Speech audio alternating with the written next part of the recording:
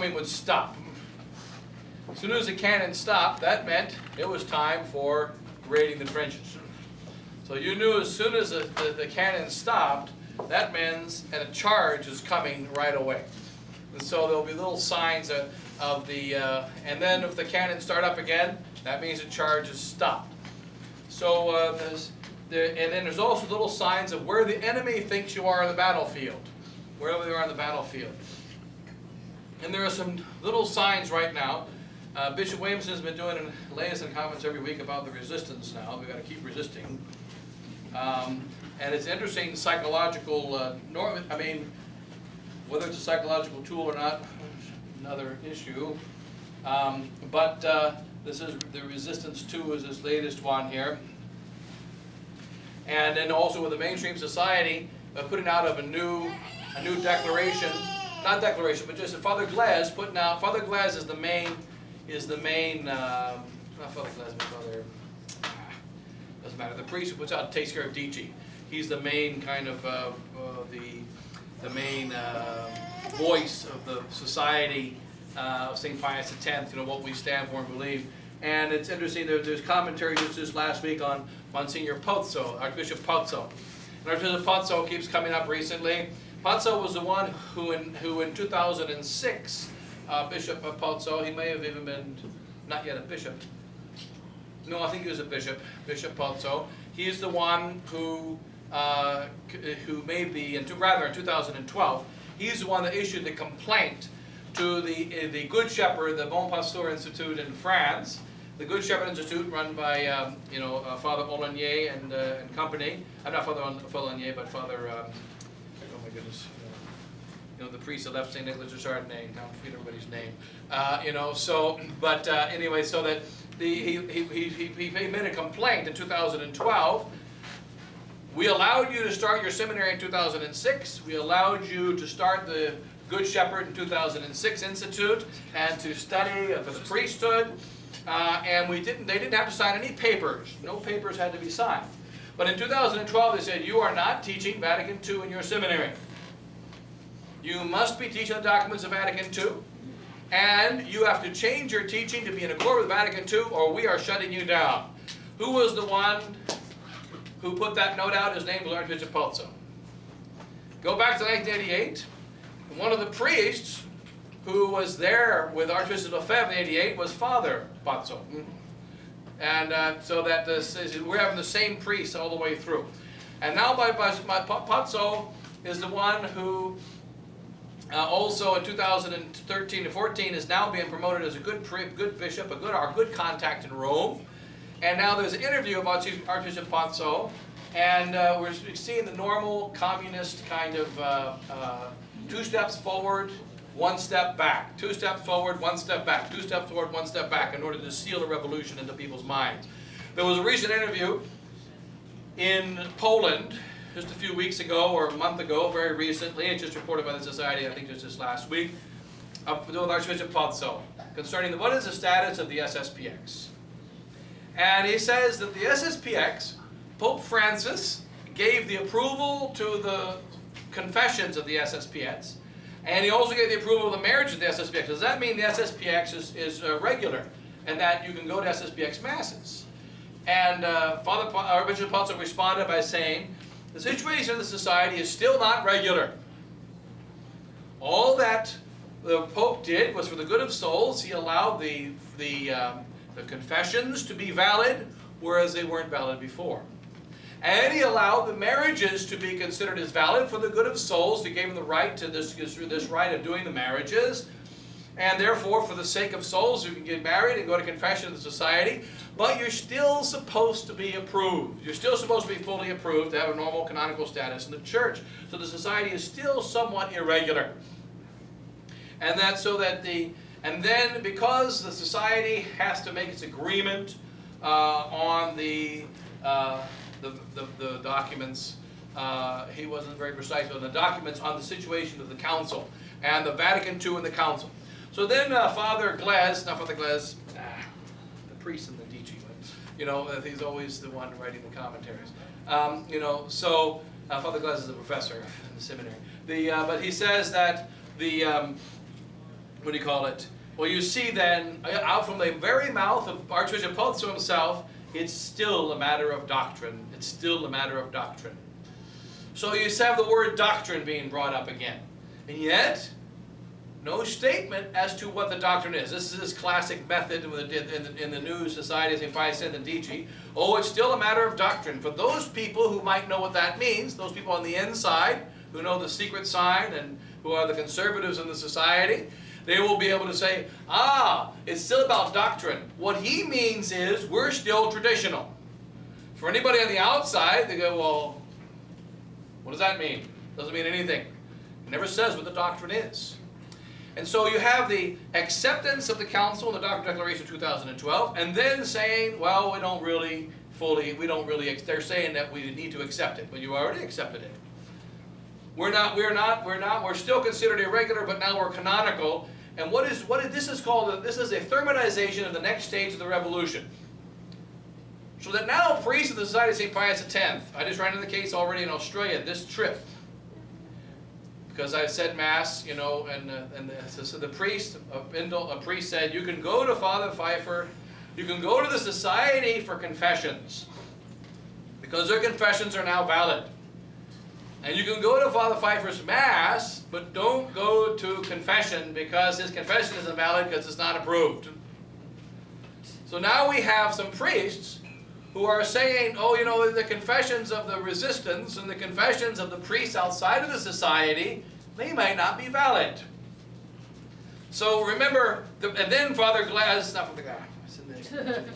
But anyway, he says at the end of the article, you see, the bishop still doesn't recognize the state of necessity in the church. What is the state of necessity in the church? So what's happening is we're at a stage in which now the average young society priest is going to say, well, we're legitimate because our marriages are valid. We already have now multiple cases of priests, particularly in Europe, but also it's starting to happen over here. Some of our priests in France, they will not do a marriage anymore, period. They will not do a marriage except it's approved by the local bishop. This has been going on for years. Now the society marriage is approved by the local bishop. Now those priests can now do their marriages. If we don't accept our marriages as valid, so that this is a gobbling up of the society inside the peace. So as the society goes in the peace, what's the normal procedure? When the Catholic Church collapsed in 1965, Protestants were always anti-Catholic. But if you went to a Protestant church in 1964, all Protestants wore their suit and tie. All of them dressed properly, and they talked about Jesus, they talked about the law of God, they talked about the Bible, they talked about morality, because the Catholic Church was up here. And they hated the Catholic Church, so they had to be a little bit beyond it. But then the Catholic Church collapsed. Now they no longer go to church with suit and tie. Well, what happened to the Protestants? They threw out their suits, they threw out their ties, they put on more shorts and t-shirts than we have, and so that the Protestants waited for the Catholics to collapse first, and then the Protestants followed. Now, there's a little sign right now that the fake resistance is playing along with the game, is what's happening right now with the very term resistance. We still have to resist. You know, this is one of the psychological tricks. When you're getting someone to want to quit, you don't have to quit yet. It's not over yet. There's still hope. It's not hopeless yet. You don't have to quit. You don't have to give up. And so you hear the word quit, you hear the word give up, and you forget the word don't have to. And after a while, you quit and you give up. It's a psychological way to help someone lose. You don't have to quit yet. Don't think you're losing just because you're a loser. No, you can still not lose. But you're losing. Don't give up. You're not losing. And you hear the word lose, lose, quit, quit, lose, lose, quit, quit. But he said, don't lose, don't live, don't quit, don't lose, don't quit, don't lose, don't quit, don't lose, don't quit, don't lose, don't lose. And then they're dead. We're hearing the don't lose, don't quit mantra from Bishop Williamson now. Don't lose, don't quit. Still keep going. It's not over. It's not over. It's almost over, buddy. But it's not over. It's not over. It's not over. It's not over. When you hear it's not over, it's not over, it's not over, that's one of the signs that the enemy believes that we're near collapse. It's one of the signs. And it's also, it could be a sign of two things. One, we're near collapse, or from the, what's his name, the Zhu Fan Pu, whatever his name is, the Art of War, what's his name? I can't remember his name now. What's the name of the Art of War general? He's got 3 or 4 letters in his name. Zai or Zhu, whatever his doggone name is. I can't remember his name today. So, but the Art of War, he says, when you're about to have victory, speak of defeat. When you are in danger of collapse, speak of victory. So that when you believe you're about ready to collapse, be bold and speak of victory. And when you're ready to collapse, tell the other guy he's a loser and he's got no chance, in order to delay his attack. So what we're seeing right now are little bitty signs of one of those 2 things is going on. Either the enemy believes he's next to his victory, or he's afraid that he's next to his defeat. But we're seeing the sign of one of those 2 things. The enemy either is believing he's getting his victory soon, and therefore he's getting out his last words of vomit, or he thinks his defeat is coming soon. So that now in the last few days, like Mr. Williams says, we got to be resistance. We still got to resist. And he includes in the resistance Novus Ordo priests. He includes in the resistance anybody who's fighting abortion. He includes in the resistance anybody who's resisting, I don't know, the what do you call it, the who won the Super Bowl last year or whatever. So resist anybody who's resisting anything, resisting abortion, resisting anything bad. So the word resistance is starting to be muddled in its meaning. He says it's a communist tactic, changed the meaning of the word. See, before 1960, it was, we're Catholics.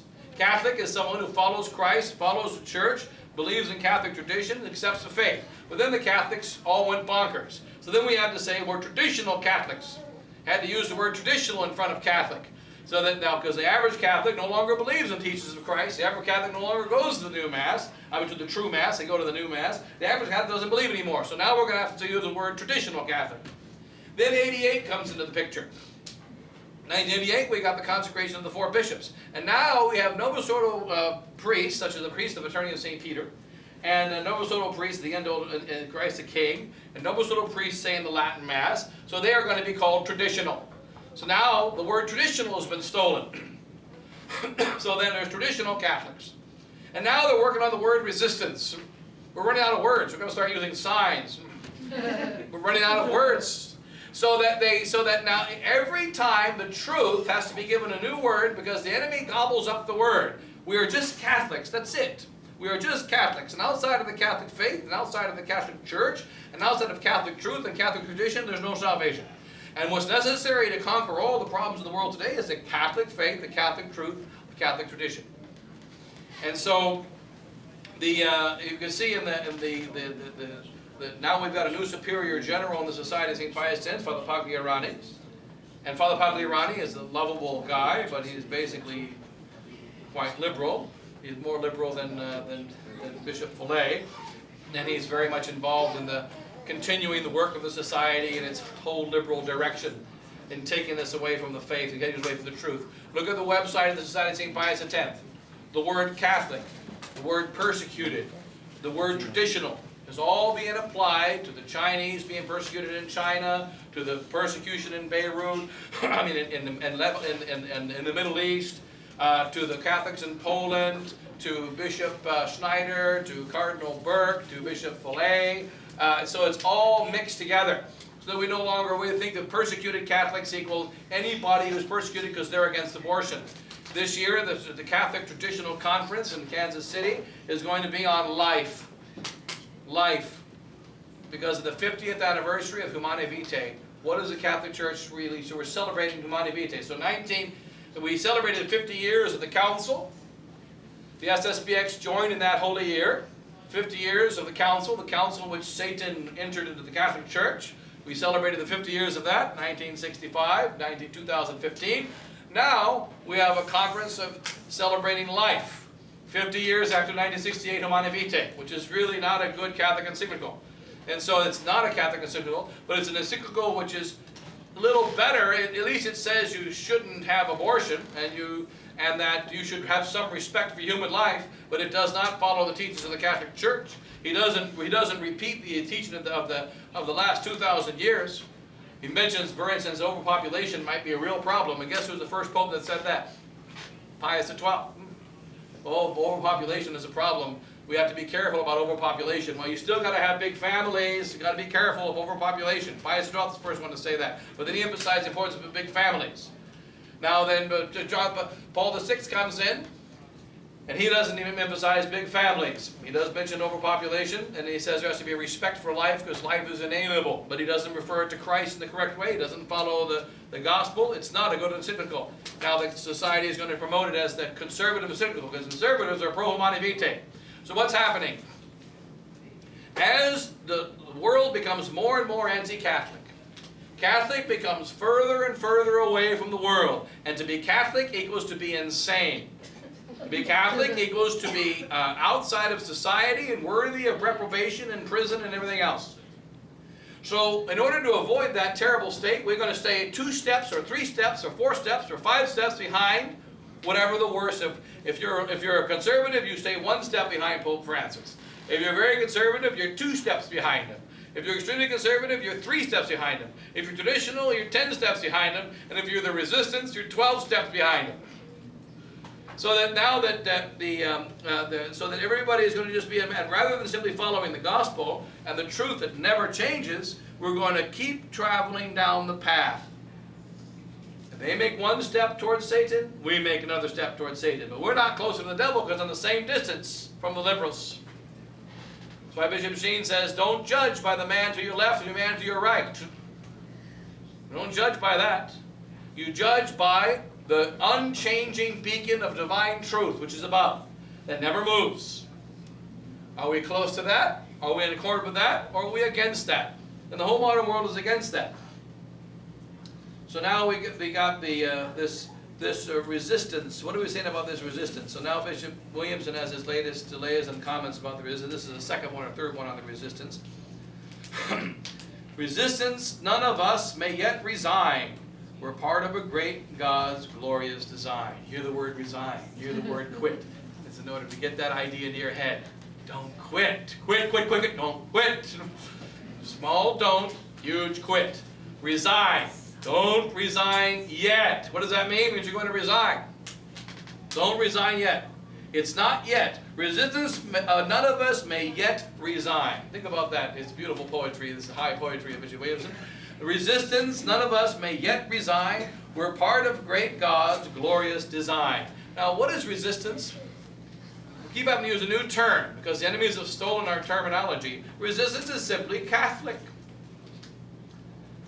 When do you resign from fighting the devil?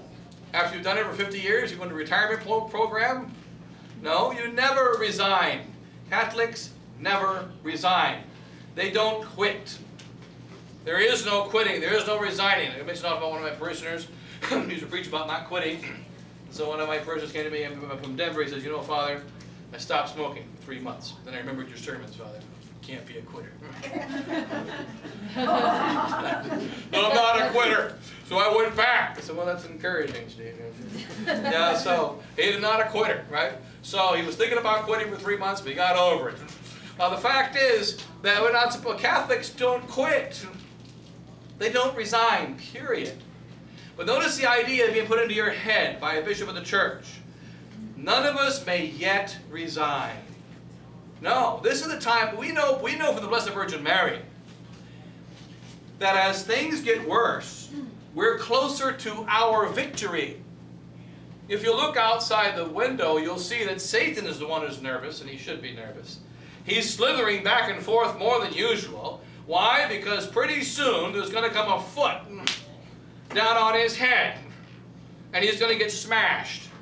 And he knows it's coming very soon. He knows the truth. The Satan knows the truth. The worse things get, the closer we are to victory, and we must never grow tired in doing good. That's what Christ says in the gospel. That's what St. Paul says just a couple days ago in the epistle. Never grow tired in doing good. That's the message of the apostle of Christ. Never grow tired in doing good. Never resign. Don't look for a time to resign, and recognize as long as you're in the army of Christ, you're going to have to fight. And there will always be enemies in the camp of Christ. As St. Augustine points out, we had one night only. God planted wheat in a field. Now, before the morning came, what happened? cockle started to grow up amongst the wheat.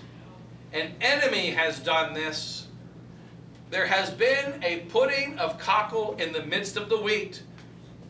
Cockle was put in the wheat from the very beginning. It is a divine revelation that there will always be heretics in the church. There will always be traitors in the church. There will always be sinners in the church. And there will always be a war from the moment of our conception and then our baptism until the moment of death. We are part of the church militant. Hence, there can never be a concept of resigning, backing down, or quitting. Absolutely never. And then, so what's happening now is we're finding this word resistance is becoming very big, spreading out, you know. And then what is the statement here? When John Paul II became Pope in 1978, a number of Catholics were genuinely hopeful that the situation of the church would get better than it did under Paul VI. But I can remember Archbishop Lefebvre saying that if John Paul II did not clean house in Rome within the first 6 months of his pontificate, he would not be able to break with the policies established in Rome by Paul VI. What's the focus of Bishop Williamson? Always the same. Clean house. Get rid of the bad guys. It's like in a movie, you know, in the movies, there's always a bad guy. At the end, you get to have a 6-hour fight with the hero, followed by his brains getting blown out, him being thrown off the cliff, and the bad guy is gone and everything is great. No, not as long as you're in this life. Guess what happens when one bad guy dies? Another one takes his place. There are no vacancies in the bad guy hotel. As soon as one of them dies, another one fills in. Another one fills in, and another one fills in, and there will never be a time when there's a shortage of them. Not until the end of the world. And so, he had to get rid of the bad guys. Again, a lack of focus on the faith. So that Bishop Fillet is doing the same thing. He's saying, well, we're not the only ones criticizing the council anymore. We're not the only ones criticizing. There's other people that criticize and say there's problems in the church. Yeah, there are many people that criticize and say there's problems in the church. The liberals are complaining there's problems in the church. I've heard some liberal sisters complaining there's a big problem in the church because their donations are down. They got a big problem.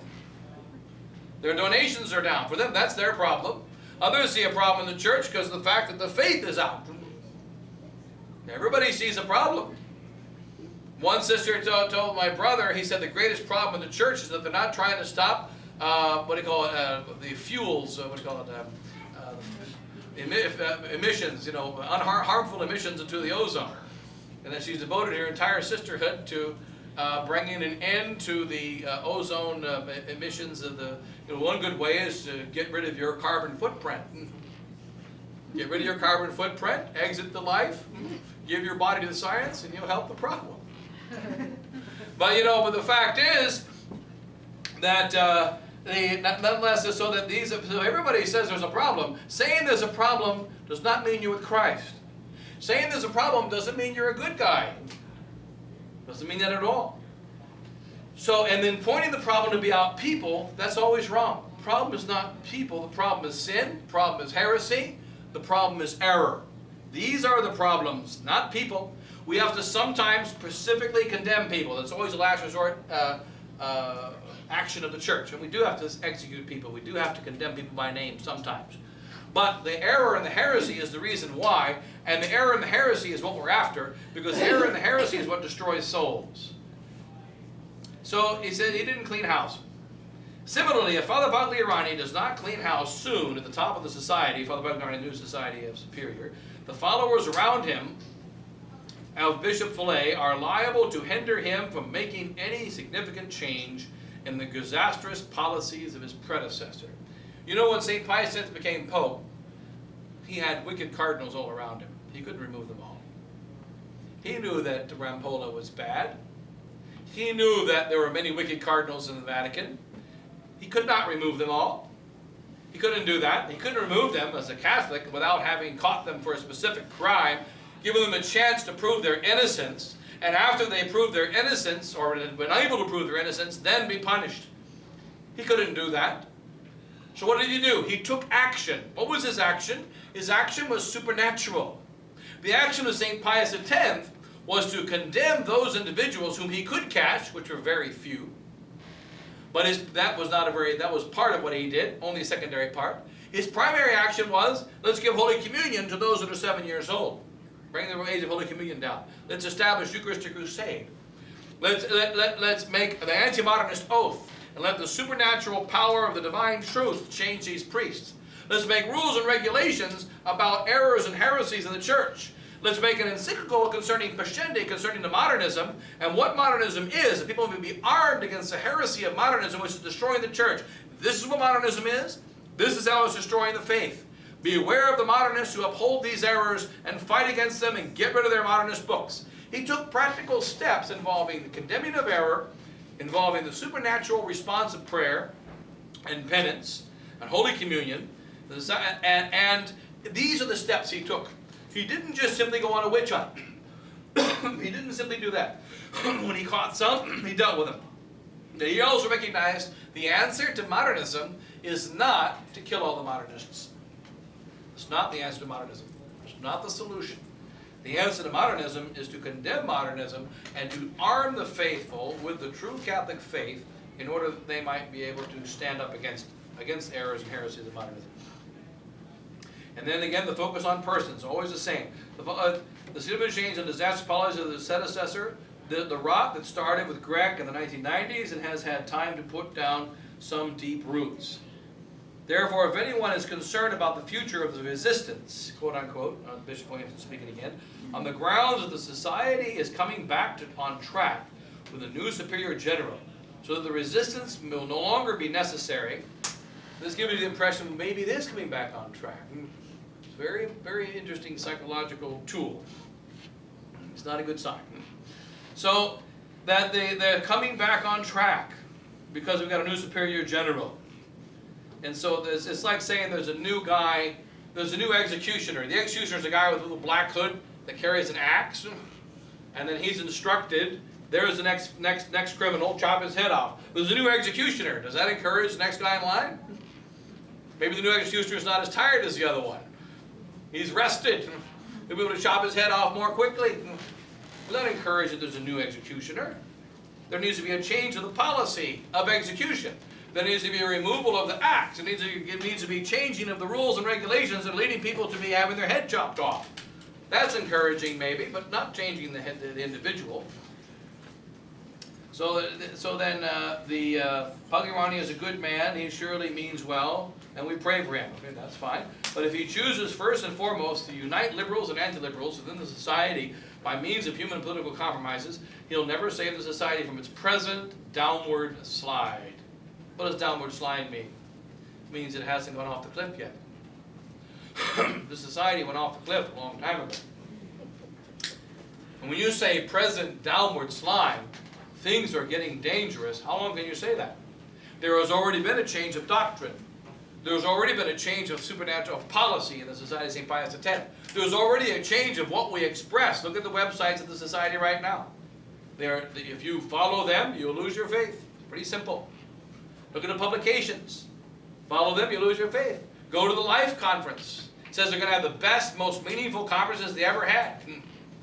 You know, so very meaningful, and the best conferences. You got to go to Kansas City this year for the best, most meaningful conferences ever in the Angelus Press Conference. So then imagine a convert being led by the grace of God, even today, to the Catholic faith. By its very principles, it must be incarnate somewhere. He may well not find it in the article Antics of the Novus Ordo. He may not find it in the Novus Ordo. Well, then, he might. Bishop Williamson always uses this kind of speaking. He may not find it in the Novus Ordo, which means he might find it in the Novus Ordo. Answer, no. He may not find it in the Novus Ordo. And then the next thing was it, and then he may not well find it in the Novus Ordo, Antics of the Novus Ordo, in the Antics of the Novus Ordo. And notice that the use of the terminology, very important. Not the Novus Ordo, but the Antics of the Novus Ordo. The Novus Ordo may be fine, but the antics are not fine. And any good Novus Ordo priest would fully agree with that statement. Any good conservative, yeah, that's right. The Novus Ordo is good, but the antics are terrible. So he may not find it in the antics of the Novus Ordo. He turns away from the conciliar church towards tradition. He finds the Society of St. Pius X, but then he discovers that it is going conciliar. It already went conciliar. Been there, done that, finished. Where does he turn to next? If there is no resistance, He risks giving up on the incarnate Christ. Somebody in the church must be living by the logic of the true faith of the 20th centuries. Otherwise, there risk being souls that conclude that the faith is obsolete in today's world. Doesn't say anything. So you might be Catholic Novus Ordo, you might be Catholic with a society, but you risk not being Catholic if there's not something like a resistance, and that so there's something like a resistance, whatever that is. He risks giving up the incarnate Christ. It's a danger.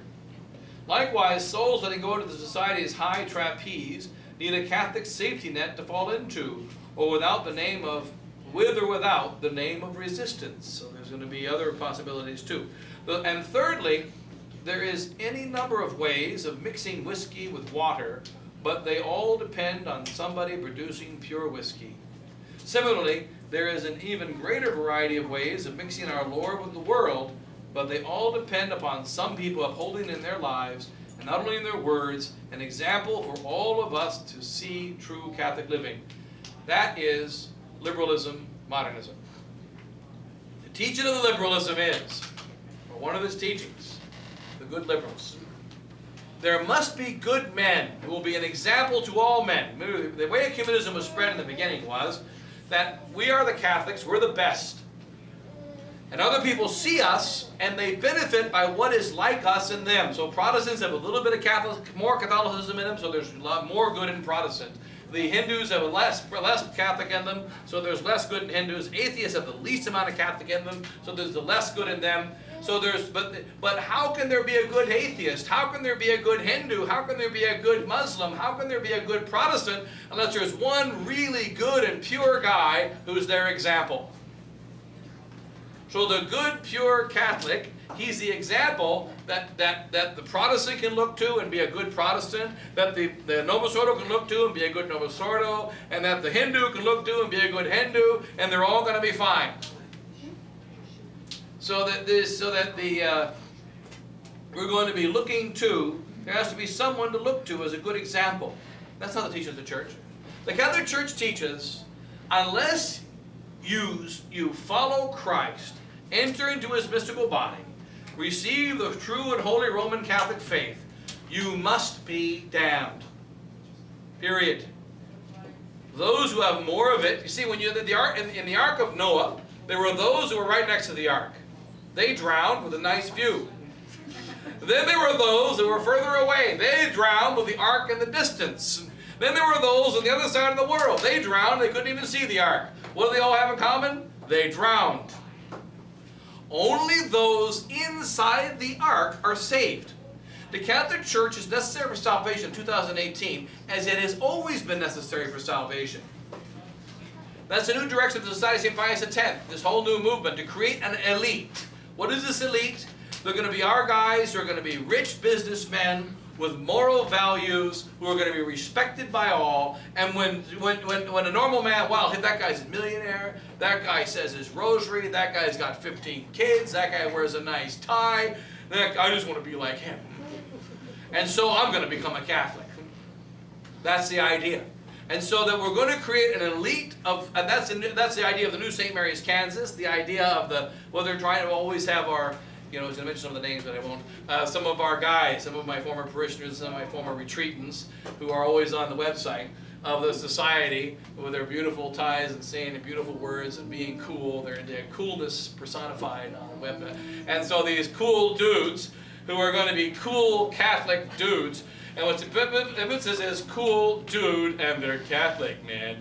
And so therefore you're going to want to be a good Catholic because these are cool dudes. And they're all trying to imitate the modern idiotic, seeing the billboards now getting more painful. In the Delhi airport, they're all working on, they're trying to get the Indians to dress like Westerners and be like Westerners. So they have all this Western crap up there. And these guys are going, all trying to be cool. They're absolute faggots, they're idiots, they're morons, they got nothing going on there, but they're trying to be cool, and they're trying to represent this is how you dress, this is how you act. And now Catholics are trying to get into the cool game, so that we're going to have traditional Catholic cool. No, that's not going to be the answer. And this is playing the same game. We need to have good examples. You've got to be the true resistance with good examples to help others live Catholic living. High standards of doctrine and morals demanded by the souls of the Lord himself. And the fourth reason for the resistance not to resign or go out of business or give up the wearisome fight for the truth is that it cannot do so, because if it did, then as our Lord says, the stones of the street would cry out. There he says something that's true. And in other words, the truth may be smothered by all mankind, but it is not men, it is God who is in charge of the world, and God will never allow the truth to be completely silenced, because that would frustrate His purpose in creating the world, which is to populate heaven. Therefore, the resistance may tomorrow or the day after change form. And in this respect, its present formlessness will actually help. And in some form or other, God will make it continue. So keep your formlessness and keep standing for whatever you firmly believe in is the truth. And then be encouraged. And that God's going to still save people in the Novus Ordo, save people in whatever religion they belong to, and that don't quit yet. It's not time to quit. But there may be a time for a change. We may have to change our formlessness. So these are just meaningless statements. But what are they doing though? Quit, resign, change, formless, good signs in the society. Pagliarani might bring in a different direction, but then again he might not. Then again he might not. And so there's Bishop Williamson's word. And what does the society say? Oh, let's bring up the word doctrine one more time. But what doctrine? Well, let's not bother about that. And this is in order to complete the collapse. There must be very close to believing that we're on the verge of collapse, or very close to believing that the time of the victory of Our Lady is near. And that this is not a time to resign, not a time to change, not a time for formlessness. We continue to work righteous to the Lefebvre. We don't quit.